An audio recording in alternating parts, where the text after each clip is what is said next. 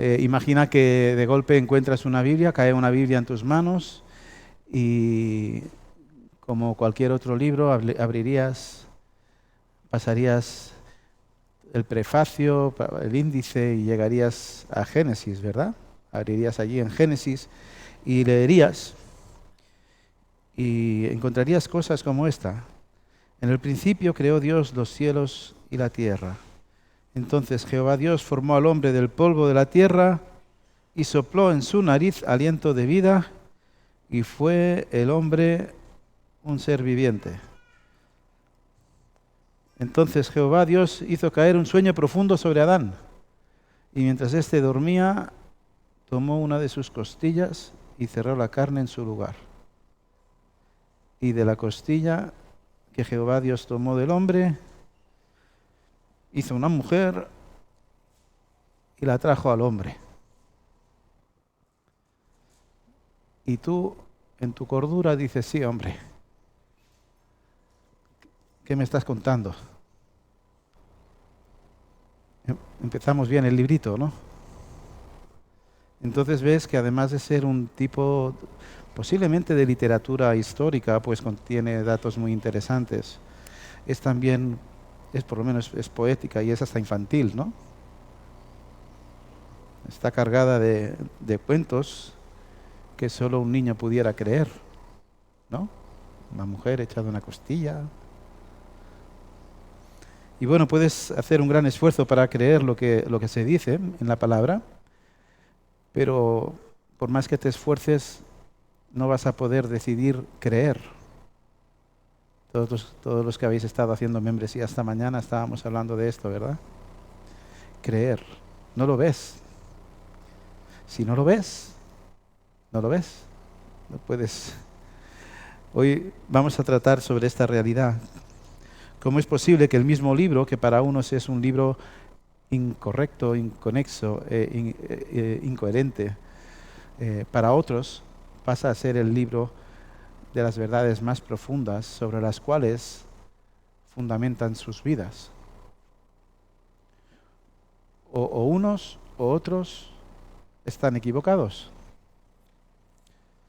Que ven unos que no vean los otros. Y claro, muchos hemos pasado en algún momento. Tan absurdos pueden ser aquellos que viven en base a este libro, ¿no? Previo a nuestra conversión. Yo creo que todos hemos pasado por ahí, ¿no? ¿Quién puede creer estas historias y basar sus vidas en eso? ¿No? ¿Qué tiene la palabra que a pesar de parecer tan incoherente, perdura en el tiempo y llega a cambiar tantas vidas a lo largo de toda la historia de la humanidad? Ahora, hace 2 semanas tuvimos una predicación bien dura para aquellos incrédulos que decidían no seguir, o sea, que decían no a Cristo. Hablamos de las consecuencias de un infierno aterrador a consecuencia del pecado imperdonable contra el Espíritu Santo, ¿recordáis?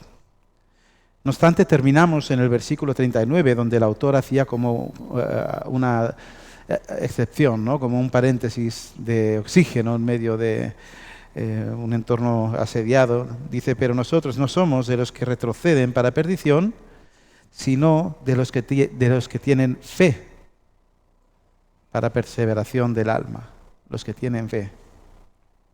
Esto es, como comentamos, que nosotros, los que verdaderamente tenemos y vivimos a Cristo, le seguimos, no perdemos la motivación, seguimos andando hacia adelante, corriendo esa maravillosa carrera. Hay hechos que evidencian esto y hay constantes demostraciones reales, tangibles, de que evidentemente hay una relación con Dios. ¿Por qué? ¿Por qué unos pocos sí y otros no? ¿Qué es lo que hace la diferencia entre unos y otros? Si todos conocemos lo que la Biblia dice sobre Dios, por lo menos intelectualmente, si todos afirmamos que seguimos a Cristo, si todos, como comentamos en la predicación anterior, hemos probado en primera persona sus bendiciones,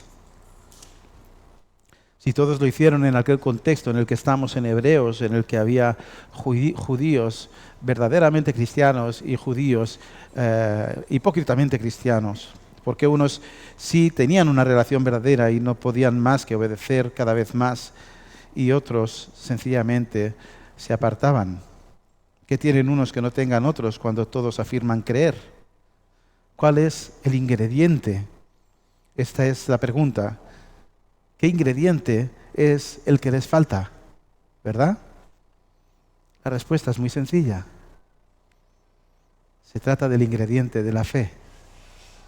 Les falta solo la fe. Así, hoy va de esto. Hoy va de fe. Vamos al texto. Hebreos capítulo 11, versículos del 1 al 6. Hebreos capítulo 11, versículos del 1 al 6.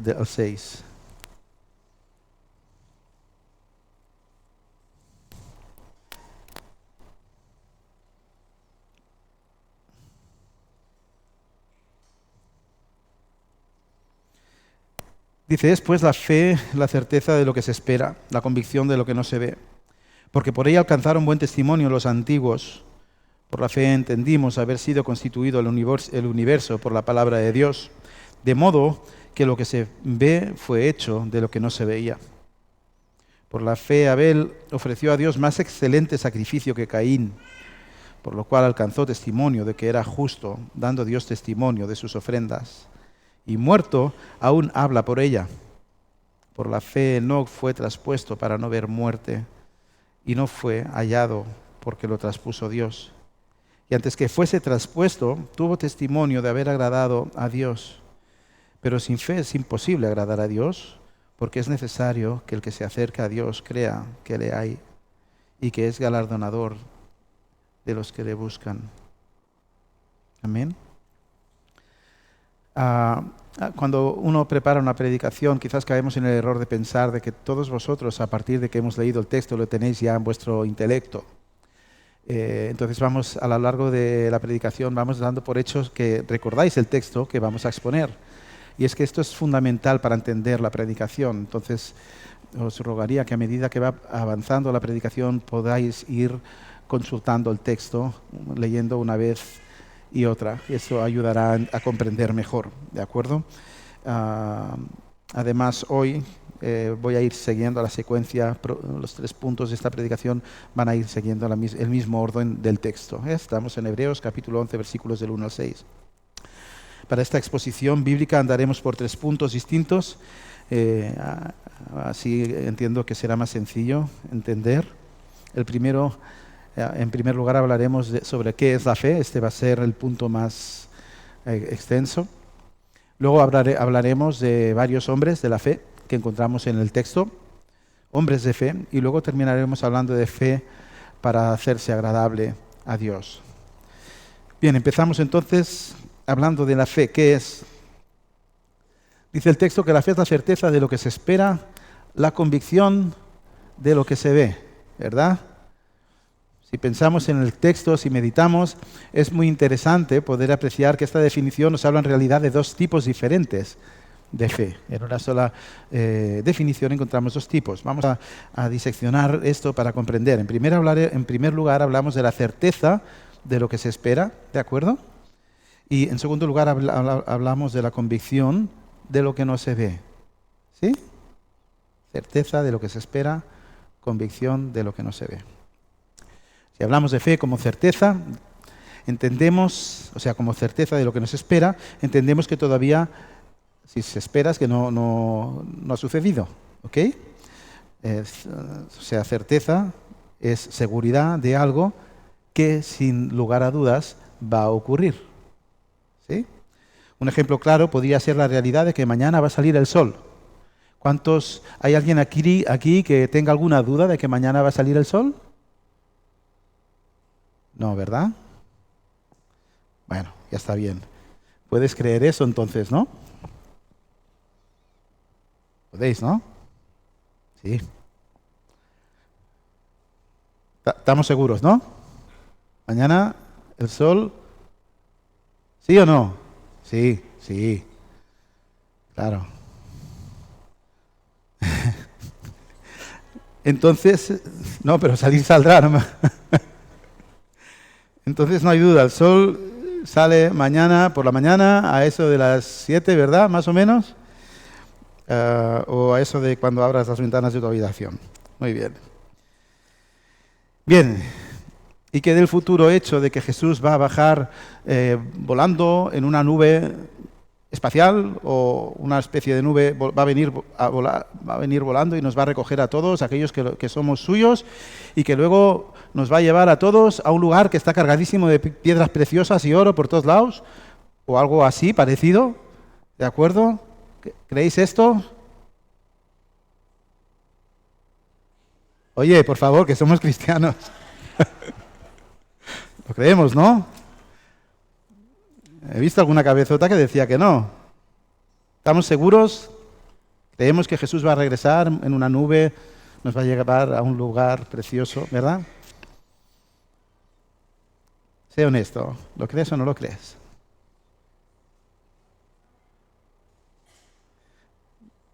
Vale, otra pregunta. Esto es para ti. No hace falta que me la respondas. Tu intimidad. ¿De qué estás más seguro? ¿De que mañana sale el sol o de que Jesús viene en una nube? Era para ti la respuesta. Piénsalo bien. ¿De qué estás más seguro? ¿De que Jesús va a venir en una nube o de que mañana sale el sol? Hay que ser honestos. Claro, de esto se deriva una pregunta. ¿Acaso ha prometido Dios que el sol vaya a salir mañana? No, no lo ha prometido, ¿no? De hecho, lo que ha prometido es que algún día el sol va a dejar de salir. Si Jesús viene hoy a por nosotros, mañana no va a haber sol para ti, pues tu sol va a ser el mismo creador, ¿verdad? Esto sí que ha dicho Dios. Pero en cambio, Él sí ha prometido que va a venir a buscarnos en una nube para llevarnos al reino de los cielos. Eso sí lo ha prometido. ¿Sí? Entonces, este primer tipo de fe tiene que ver con esa seguridad en que, en la repetición de las cosas que suceden, como sabemos por repetición que el sol sale cada día y tenemos fe, pero tenemos fe en base a una repetición de acontecimientos, ¿no? No es este primer tipo de fe, no se trata de este primer tipo de fe del que hablamos. Tiene que ver fe en lo que Dios promete para nosotros en el futuro. De eso sí tenemos absoluta certeza. Todas aquellas cosas que Dios ha decretado y prometido a través de su palabra, de eso tenemos certeza absoluta. ¿Ha dicho que va a venir a por nosotros? Amén, así sea, ¿verdad? ¿Ha dicho que muchos no van a ir al cielo, por ejemplo? Lo dijo en el capítulo pasado, ¿verdad? ¿Ha dicho que hay vida eterna para el justificado? Sí. ¿Ha prometido que Él va a preservarte hasta llegar allí al cielo? Él lo ha prometido. Que te alimentaría, que te vestiría, que cuidaría de ti hasta que todo fuera consumado. Lo ha dicho, lo ha prometido, ¿verdad? Bien. Podría seguir con...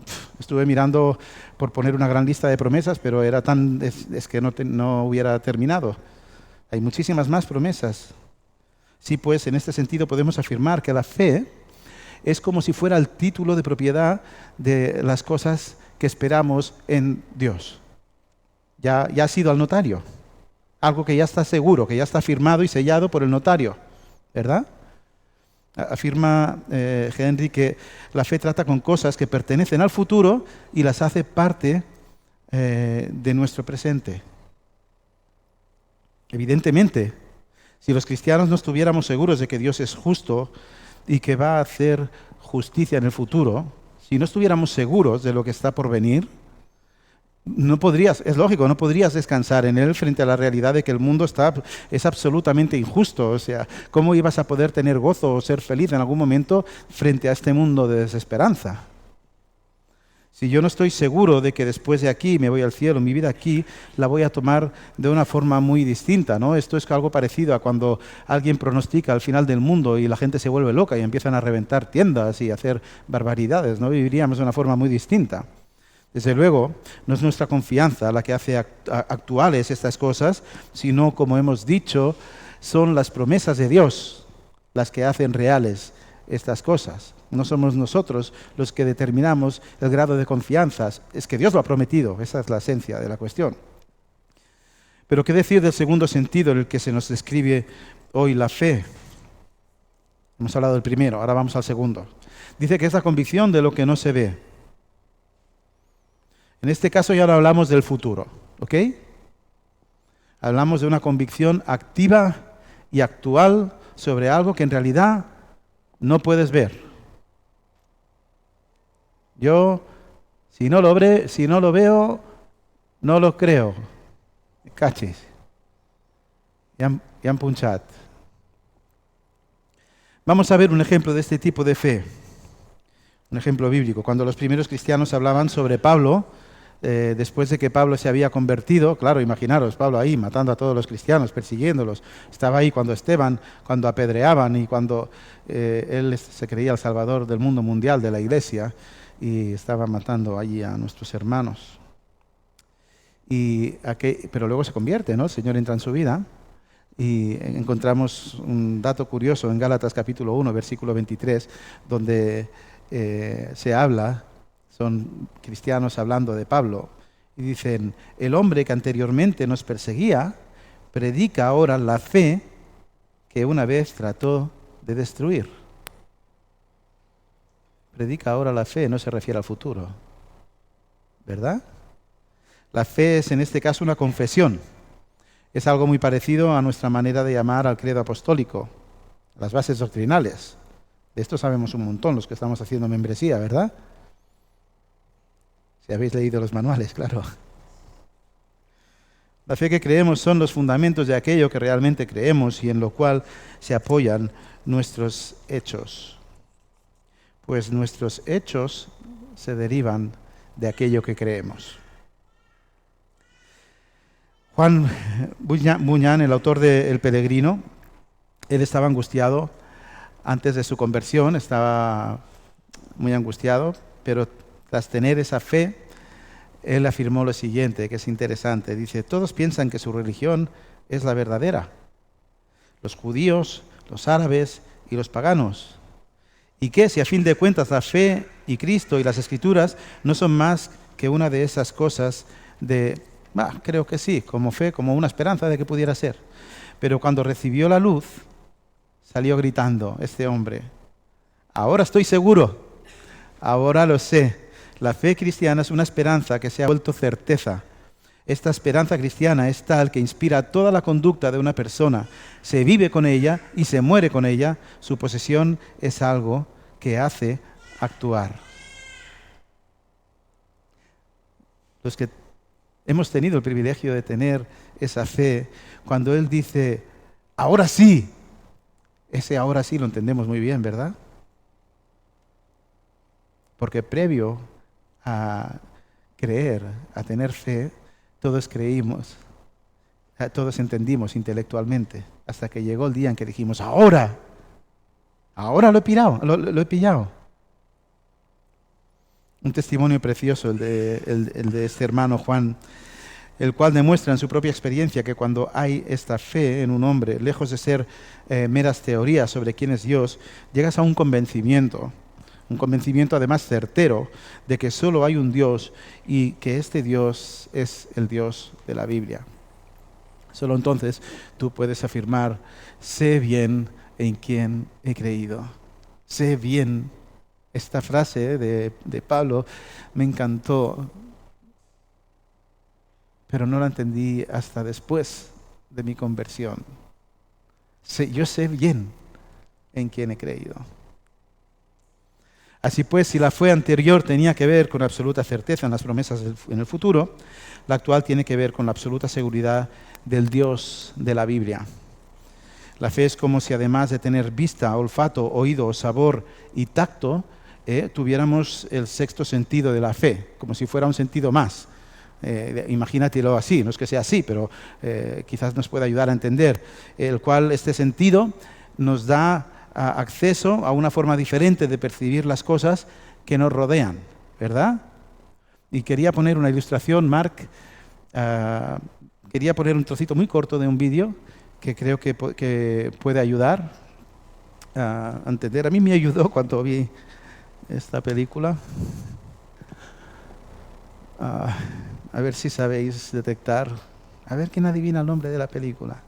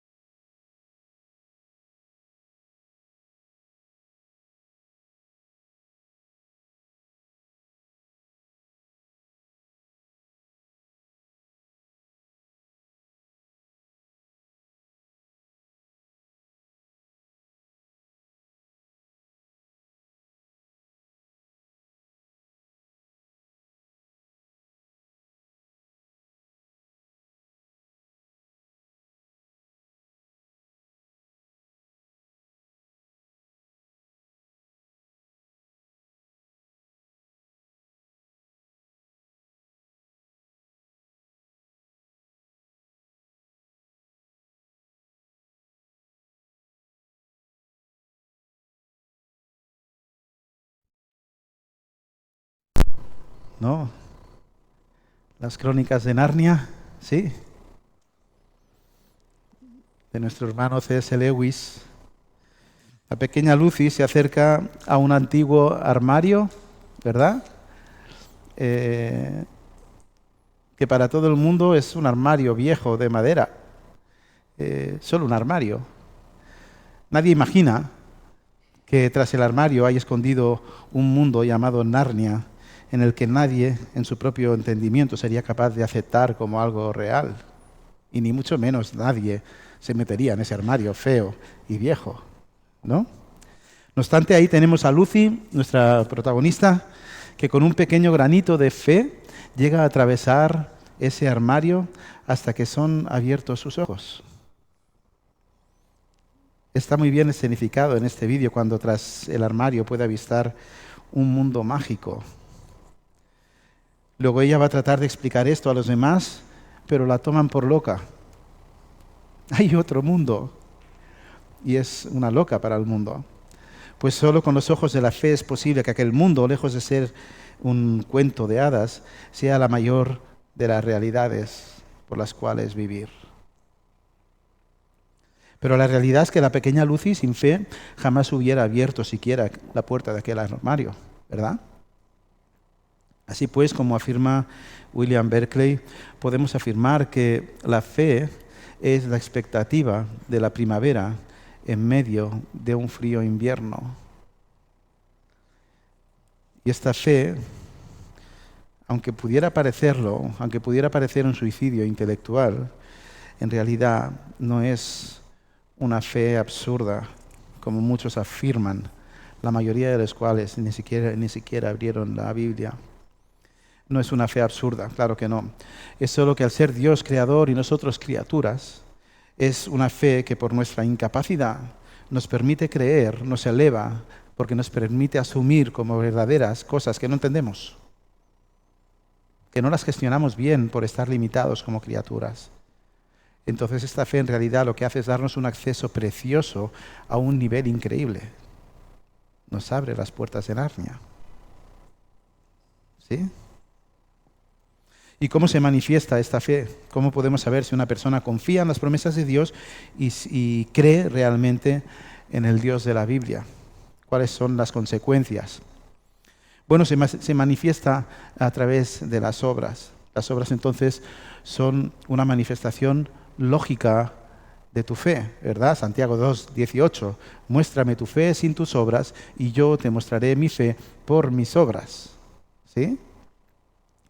Porque la fe no es algo que podamos coger y medir o pesar, pero sí las consecuencias que se derivan de ella. Porque como hemos dicho, en base a lo que tengas, donde tengas tu fe, van a ser tus hechos. Entonces, ahora vamos a imaginar que hay una operación de corazón, Ahora estamos todos en quirófano y hay un señor allí que es un doctor especializado en extraer, y en este caso lo que va a ser extraído es tu fe, ¿ok? Imagina que sin fe te cuentan la teoría del Big Bang y luego te cuentan también la teoría de que alguien que afirmó ser Dios creó solo afirmando lo que quería, solo diciéndolo. Hágase la luz, ¡pam! Se separen las aguas, ¡pam! Y tienes que decidir cuál va a ser tu teoría, con cuál te quedas, porque tienes que decidirlo, porque sabes, no poder dar respuesta a tus preguntas es incómodo. Preferimos una respuesta incorrecta a la ausencia de una respuesta.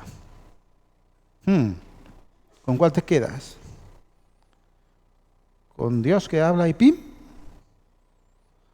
¿O con una eterna secuencia de pequeños actos de fe que te llegan a asegurar que hubo una gran explosión de una especie de huevo de materia que... muchos pasos ahí para creer, pequeños actos de fe. Aunque no lo podemos comer de golpe, lo diseccionamos. Pero Dios dice a continuación en nuestro texto que por la fe entendemos que la creación fue hecha por Dios y que la creó hablando y partiendo de ninguna materia previa. Esto es lo que dice el texto. ¿Cómo vas a creer esto desde tu lógica? Es imposible, no puedes creer, no puedes decidir creer eso. Necesitas este sexto sentido, necesitas un don que además no puedes lograr por tus propios medios, que te viene dado por Dios. Necesitas el don de la fe. Pero fíjate, porque importa porque te tienes que hacerte la pregunta, ¿no? ¿Por qué importa que creas en que fue Dios el que creó de la nada? Porque si lo lees superficialmente el texto, dices, bueno, ¿y esto qué tiene que ver con la creación? Como que no cuadra mucho, ¿no? Pero luego te das cuenta de que en realidad es sencillo, porque esta realidad de hacer a Dios creador te obliga a ocupar tu lugar. Somos criaturas que tenemos un dueño por haber sido creadas y por tanto nos debemos a nuestro dueño, que es el creador. ¿Entendéis? Entonces, si creemos, obedecemos y no hay otra. Mientras no creas que hay un Dios creador, no vas a obedecer porque no eres de nadie. Eres tuyo, tú eres tu propio Dios. Y refiriéndose ahora a los hombres de fe, para lograr una ilustración clara de dicha fe, el texto bíblico se nos va a los inicios para hablarnos de 3 personajes de fe de la historia, de los cuales hoy solo hablaremos de 2. Ya la semana que viene seguiré con Noé, pero esta semana hablaremos de Abel y de Enoc. Con esto ya entramos en el segundo de los puntos y hablamos en primer lugar, como el texto nos indica, hablamos de Caín y de Abel, ¿verdad? Caín y Abel, hijos de Adán y Eva. Afirma el texto que por la fe Abel ofreció más excelente sacrificio a Dios, ¿verdad? Vamos al texto, constantemente, ¿os acordáis? La realidad es que sabemos bien poco de Abel, solo que era hijo de Adán y Eva, hermano de Caín y que murió muy joven, ¿verdad? Pero metámonos en esta historia para entender un poco mejor. Los dos preparan una ofrenda para Dios. Una le resulta muy agradable a Dios y la otra no le gusta nada a Dios. ¿Por qué? Abel presentó, dice el texto, un sacrificio mejor que su hermano Caín. Como labrador de la tierra, Caín lo que trace, o sea, la ofrenda que hace a Dios es algo de su cosecha, ¿verdad? Abel es pastor y él sacrifica la grosura de algunos de los primogénitos de su rebaño. Esto lo encontramos en Génesis en el capítulo 4, versículo 4, ¿de acuerdo? Él sacrifica un animal, ahí se vierte una sangre. ¿Es acaso que los sacrificios animales eran más aceptables a Dios que los de los frutos de la tierra? Puede ser que sea esta la razón por la que Dios acepta el sacrificio de Abel y no de Caín. Lo único que una persona puede ofrecer a Dios es su más preciada posesión. Y esta es la vida misma, ¿verdad? Para los hebreos la vida estaba en la sangre, esto lo sabemos, ¿verdad? La vida es el símbolo de la sangre para los hebreos. Según este principio, el único verdadero sacrificio a Dios era un sacrificio con sangre, un cruento sacrificio, ¿verdad? ¿Se entiende en su contexto? Abel ofreció el sacrificio de una criatura viviente y Caín no lo hizo. Por tanto, el sacrificio de Abel era más aceptable. ¿Es eso? No, creo que no. Eso sería muy farisaico. Creo que no fue por ser más valiosa la ofrenda de Abel, que fue agradable, sino creo que tiene que ver con la cuestión del corazón. Estamos hablando de un corazón que ama al Señor, que adora al Señor y que lo hacía de una forma sincera. ¿Y por qué lo amaba? Porque creía que existía. Abel creía en Dios. ¿Y por qué fue así con Abel y no con Caín? Porque Abel tenía fe. Ahora fíjate, suponte que eres Abel, eres un buen chaval, un buen chico, eres temeroso de Dios, que haces las cosas pues más o menos bien a pesar de tu pecado, ¿no?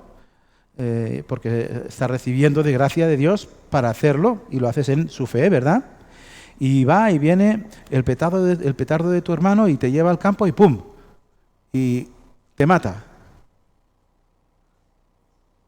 Y tú te preguntas, bueno, ¿quién pierde? ¿Y quién gana? ¿No? Porque mira que de Abel sabemos poco, ¿eh? Abel pierde, ¿no? Porque ha muerto. ¿Sí? Porque Caín por lo menos siguió viviendo, pero Abel desaparece, muy poco tiempo. Es una vida efímera, ¿verdad?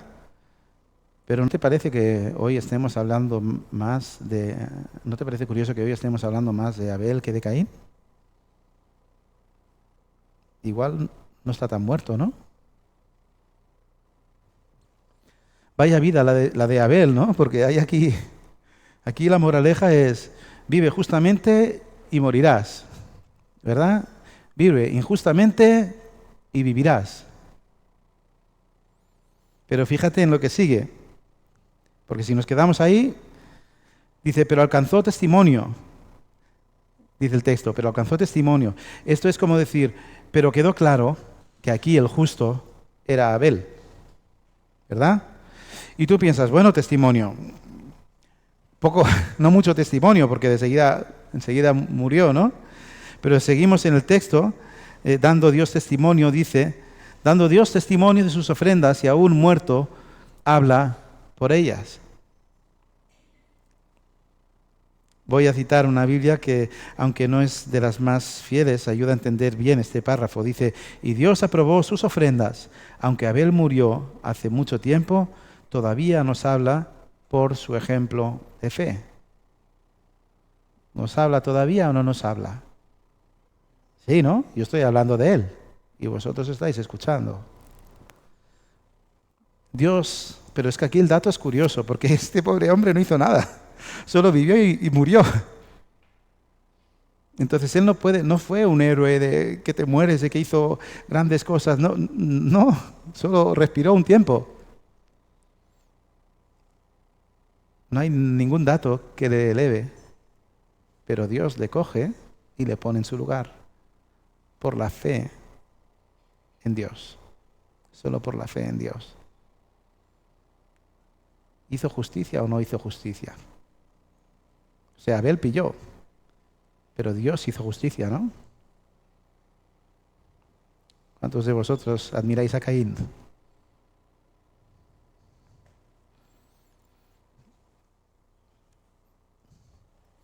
No es que la vida de este hombre en la tierra fuera un éxito si lo mides de forma mundana, pero si tú tienes ojos para ver, los ojos de la fe, es evidente. Te das cuenta de que ser fiel a Dios es lo más alto, que morir a ti, morir a tu orgullo, aquello por lo que crees que vales, por lo que crees que morir a ti por la causa de Cristo es tremendo, y que pasar toda una eternidad juntos con Él, eso no va a tener precio.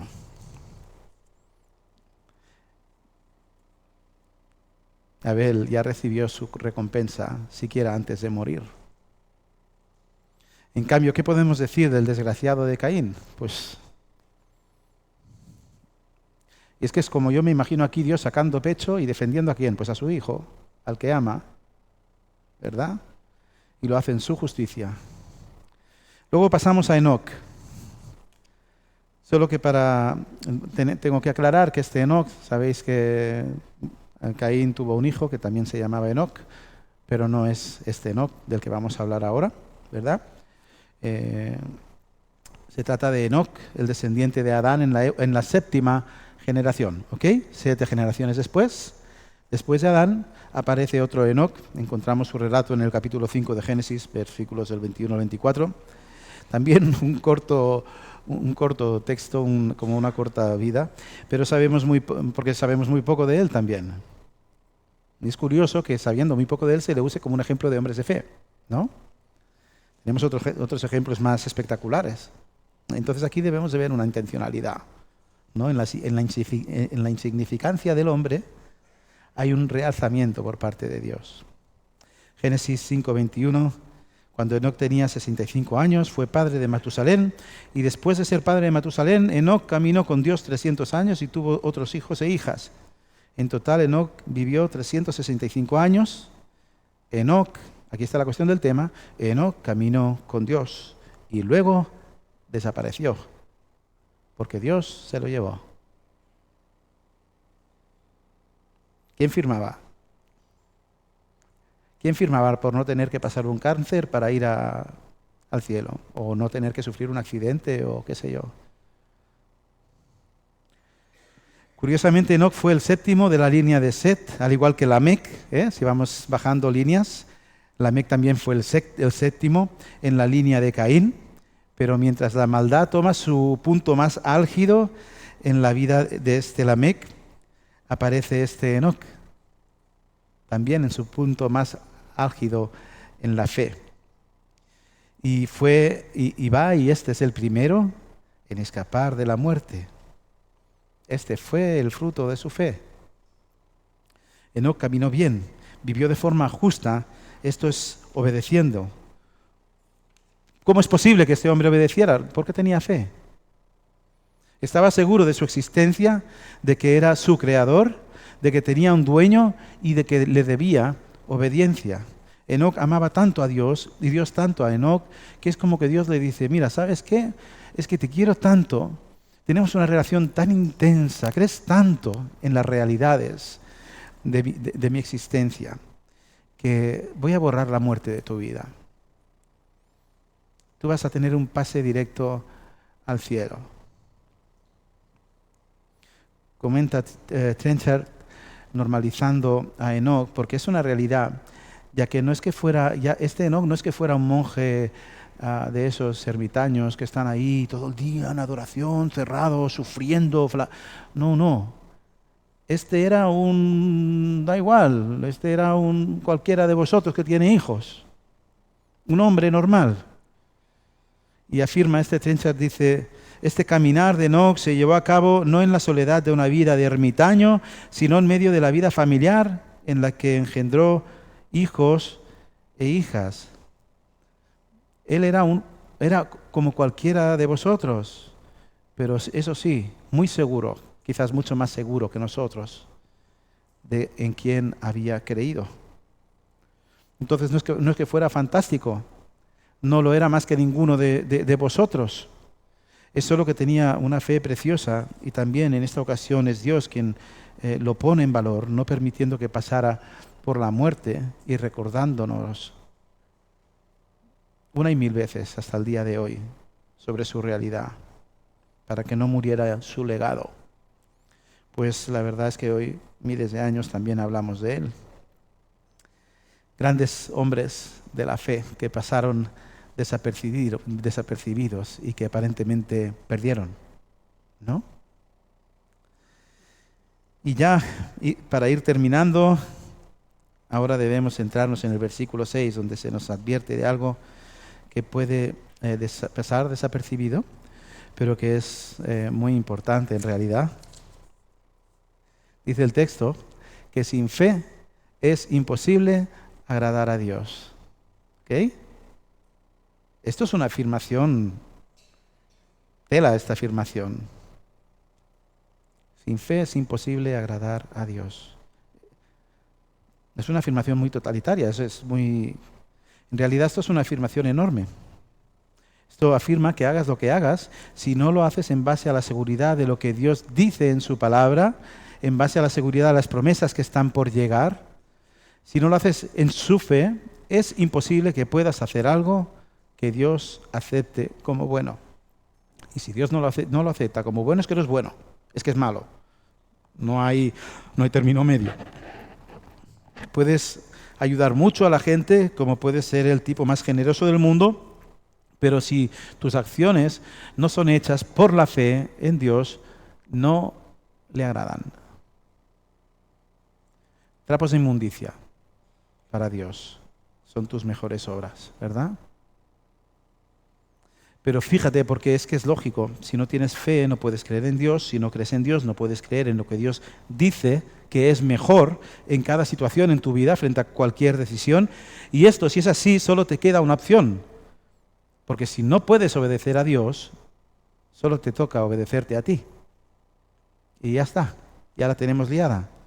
Vas a funcionar como rey y señor de ti mismo, solo como a ti te parece.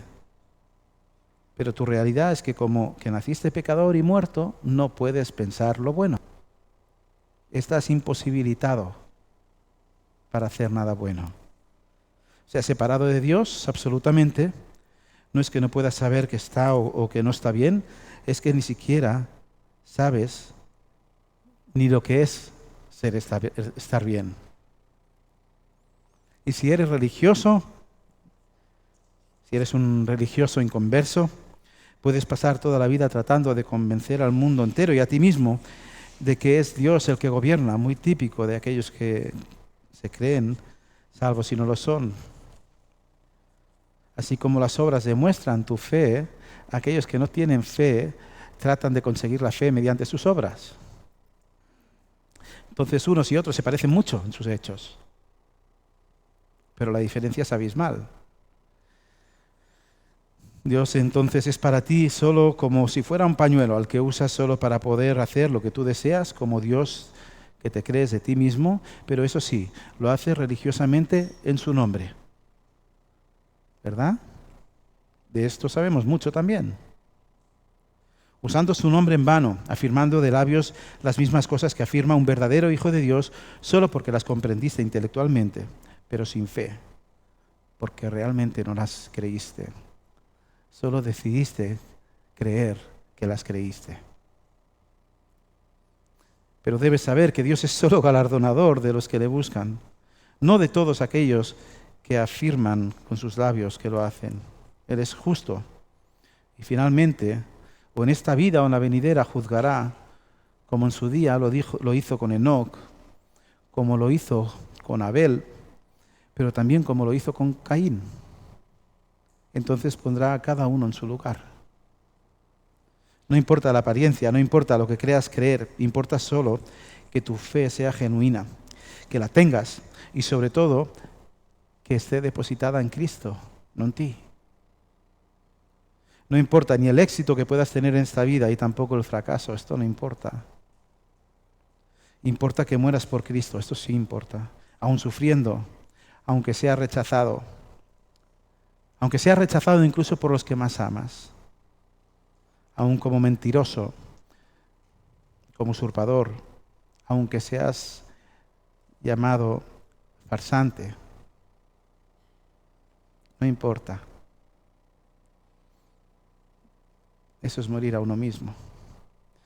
Importa que tu obediencia a su palabra sea un patrón constante en tu vida, a pesar de todo eso, mostrando así la fe genuina que Dios te ha otorgado.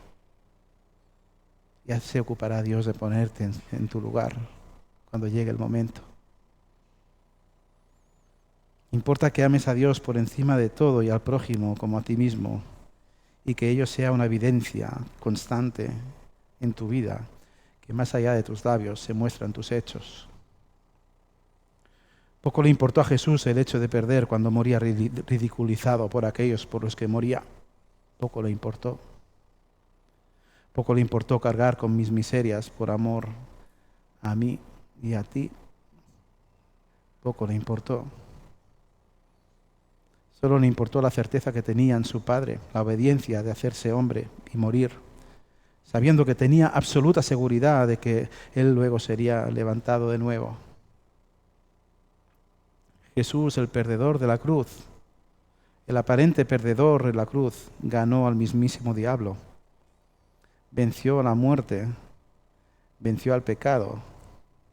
Jesús venció mientras parecía que perdía. Nosotros vencemos en Cristo, pero solo en la fe en Él. Él lo hizo. ¿Os acordáis? Cuando dijo, consumado está, consumado es. Ahora nos toca a nosotros.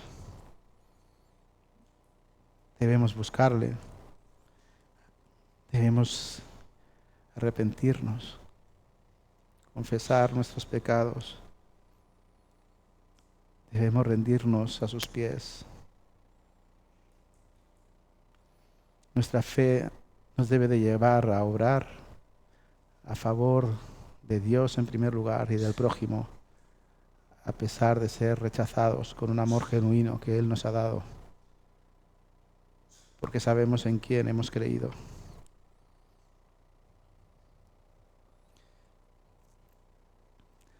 Si no la tienes, si no tienes ese pequeño granito de fe para creer